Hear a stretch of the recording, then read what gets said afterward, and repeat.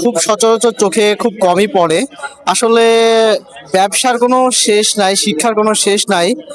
ব্যবসা এমন একটা জিনিস, যে কোনো ক্ষেত্রকে একটু উন্নত মানের করলে, একটু করলেই জিনিসটাকে সুন্দরভাবে অনুধাবন করা যায়। এই যে আমরা একটি ভাইকে পেয়ে গেছি, উনি শিক্ষিত হওয়ার পরও কোনো লজ্জা না করে ব্যবসাকে, মানে ওনার পুঁজিটাকে সঠিকভাবে উনি কাজে লাগিয়েছে। সেই বিষয় নিয়ে আমরা একটি আহ, ছোট ফুটপাতের উপরে একটি ওনার উদ্যোগ, ওই উদ্যোগটাকে আমরা তুলে ধরার চেষ্টা করছি। আমরা একটু ভাইয়ের সাথে কথা বলে দেখব উনি আসলে কি উদ্যোগটা নিয়েছে। এটা হচ্ছে মতিঝিল মেট্রো রেলের যে স্টেশন, তার ঠিক অপোজিটে, তার ঠিক একদম সামনে। এবং আমি যদি দেখাই, পাট অধিদপ্তর, পাট বস্ত্র মন্ত্রণালয়ের ঠিক অপোজিটে হচ্ছে ওনার আর কি এটা। হ্যাঁ, আমরা একটু কথা বলি, দেখি কি বলে উনি, ওনার বক্তব্য নিতে থাকি, সাথেই থাকুন। আপনার নাম কি? আমি মোহাম্মদ নাজারুল ইসলাম। আপনার বাসা কোথায়? আমার বাসা হচ্ছে মতিঝিল আরামবাগ 10/4। এই যে আপনি যে উদ্যোগটা গ্রহণ করছেন, এটা সম্পর্কে আপনি একটু কিছু বলেন। বেসিক্যালি এটা আমি শুরু করছি হচ্ছে 15 দিনের মতো হয়েছে। আমার যে প্রোডাক্টটা সেটা হচ্ছে রেডি ভেজিটেবল বাংলাদেশ। আমি আসলে ভোক্তাদের জন্য কাজ করতে চাইতেছি। দেখা গেছে যে বাংলাদেশে যারা ব্যাচেলর থাকে, ওনারা শাক কাটাকুটার ভয়ে শাক খেতে চায় না, সবজি কাটাকুটার ভয়ে খেতে চায় না, দেখা গেছে বাইরে খাওয়া দাওয়া করে। তো আমি নতুন একটা উদ্যোগ গ্রহণ করছি। এই উদ্যোগটা হচ্ছে সবকিছু আমরা ক্লিন করে দিই, কাট এবং ক্লিন করে দিই, জাস্ট বাসায় গিয়ে ওনারা একটা ওয়াশ করে জাস্ট কুকিং করতে পারে। তো এইভাবে নতুন একটা উদ্যোগ গ্রহণ করার কারণে ব্যাচেলর যারা আছে, যারা অনেক ব্যস্ত মানুষ, ওনারা দেখা গেছে যে শাকসবজি তৃপ্তি পরিমাণে খেতে পারেন। ওনাদের আমি চাইতেছি যে আমি একটা উদ্যোগ গ্রহণ করার কারণে মানুষের কোনোভাবে হেল্প হয় কিনা, সেই জন্য আমি চেষ্টা করতেছি। আর হচ্ছে কি, আমি ঢাকা পলিটেকনিক ইনস্টিটিউটের ফুড টেকনোলজির স্টুডেন্ট, সেই হিসাবে আমি আমার অভিজ্ঞতাকে কাজে লাগাচ্ছি এখানে।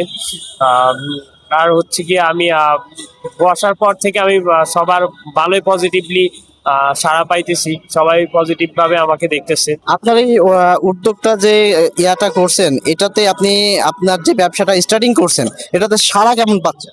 জি আলহামদুলিল্লাহ, সবাই আমাকে পজিটিভলি দেখতেছে। এবং কি আমার প্রোডাক্টটা আমি যেই দিন প্রথম দিন লঞ্চ করছি, ওই দিনে আমার একটা স্যার মিরপুর ডিএচএ শপিং কমপ্লেক্সে ইউনিক সুপার শপ, উনি প্রত্যেক দিন আমার থেকে প্রোডাক্ট কালেকশন করে নিচ্ছে। উনি ওনার সুপার শপে প্রত্যেক দিন সেল করতেছে এই প্রোডাক্টটা। মিরপুর ডিএচএ শপিং কমপ্লেক্সে যারা আছে, ওনারা ডিএচএ শপিং কমপ্লেক্সের ইউনিক সুপার শপ যেটা আছে, ওইটার মধ্যে যাইলে আমার রেডি ভেজিটেবলটা এভেলেবেল পেয়ে যাবে প্রত্যেক দিন। আপনার এখানে কোন কোন প্রোডাক্টগুলো পাওয়া যাবে এবং সেইগুলোর দাম এবং মান সম্পর্কে আপনি কিছু বলেন। জি, আমার হচ্ছে গিয়ে আমার লাল শাক বাহিরে বিক্রি করতেছি 20 টাকা করে, আমি 25 টাকা করে বিক্রি করতেছি। আমি যেহেতু সবকিছু ক্লিন করে দিই, ওইটা একটা খরচ আছে। এবং কি আমার প্যাকেজিং করার জন্য, সবকিছুর জন্য আমার লোগো খরচ, ওইগুলোর জন্য আমি 5 টাকা করে বাড়তি নিচ্ছি। আর হচ্ছে পালং শাক আছে, আপনার থানকুনি পাতা আছে, মরিচ আছে, আর মিক্স ভেজিটেবল আছে, তারপর হচ্ছে আপনার মটরশুঁটি আছে, তারপর হচ্ছে সিমের বিচি। এগুলো আমি সিদ্ধ করে দিছি, 1 বছর সংরক্ষণ করে খেতে পারবে ভোক্তায়। সংরক্ষণ করলে ফ্রিজে 1 বছর পর্যন্ত রেখে খেতে পারবে। কোন প্রোডাক্টটার কি দাম একটু বলেন, কত গ্রাম করে আছে? এটা হচ্ছে আমার পালং শাক, এটা হচ্ছে 200 গ্রাম করে আছে 25 টাকা। লাল শাক আছে হচ্ছে 300 গ্রাম করে, এটা হচ্ছে আপনার 25 টাকা। থানকুনি পাতা আছে আপনার 60 গ্রাম করে, এটা হচ্ছে 20 টাকা। আর হচ্ছে কি মরিচ আছে হচ্ছে আপনার দেশিটা, এটা এটা আছে হচ্ছে 200 গ্রাম করে 25 টাকা। আর মিক্স ভেজিটেবল এগুলো আছে 300 গ্রাম করে, এটা 30 টাকা।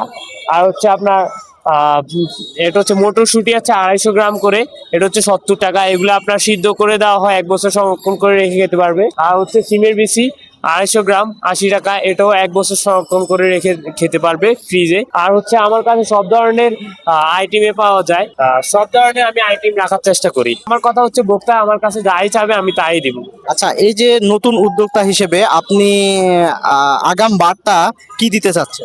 জি, আমার কথা হচ্ছে কি, সবাই কেন চাকরি করতে হবে? আমার অলরেডি পার্টেক্স গ্রুপের ড্যানিশে জব হয়েছিল, তো ওইটা ছেড়ে আমি এটাতে আসা।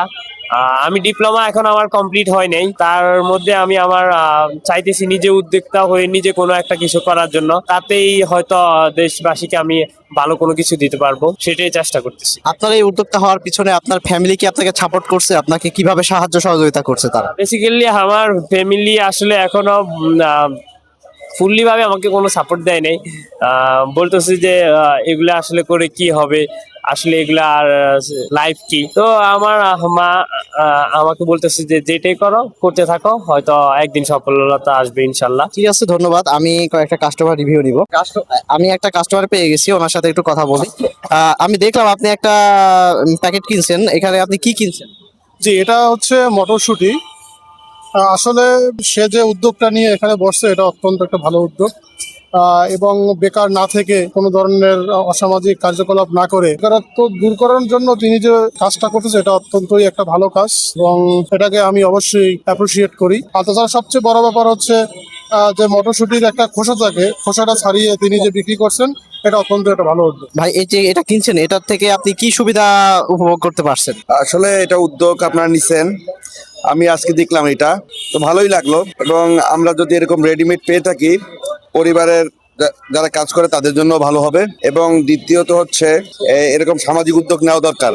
আমরা ফ্রেশ খাবার যদি পাই, ভালো মান পাই, তাহলে এটা আরো উত্তরোত্তর বৃদ্ধি পাবে আশা করি। এই জন্য আপনাদের ধন্যবাদ। ভাই, এই যে কেনাকাটা করতে আসছেন, এইগুলা আপনি কেন কিনছেন? এইগুলা তো না কিনে আপনি আশেপাশ থেকেও কিনতে পারতেন। জি ভাই, এটা মনে করেন যে আমাদের এটা জিনিসটা কেনার পর ধুইতে হয়, বাঁচতে হয়, তো জিনিসটা সহজ হয়ে গেছে। তো এটা নিয়ে আমরা আরেকটা সামান্য ধোয়া দিয়া আমরা রান্না চড়াই দিতে পারবো। আর মনে করেন মানে সব জিনিস হেয়ার প্রোডাক্ট গুলো আমার ভালো লাগলো। তো আমরা দেখতাম বাইরের দেশে এভাবে করে ব্যস্ত, তো ভাই এইভাবে ব্যস্ত আছে, তো আমার কাছে অনেক ভালো লাগলো তার দেখে। তো ভাইয়ের জন্য দোয়া করি, ভাই আরো আগাই যাও।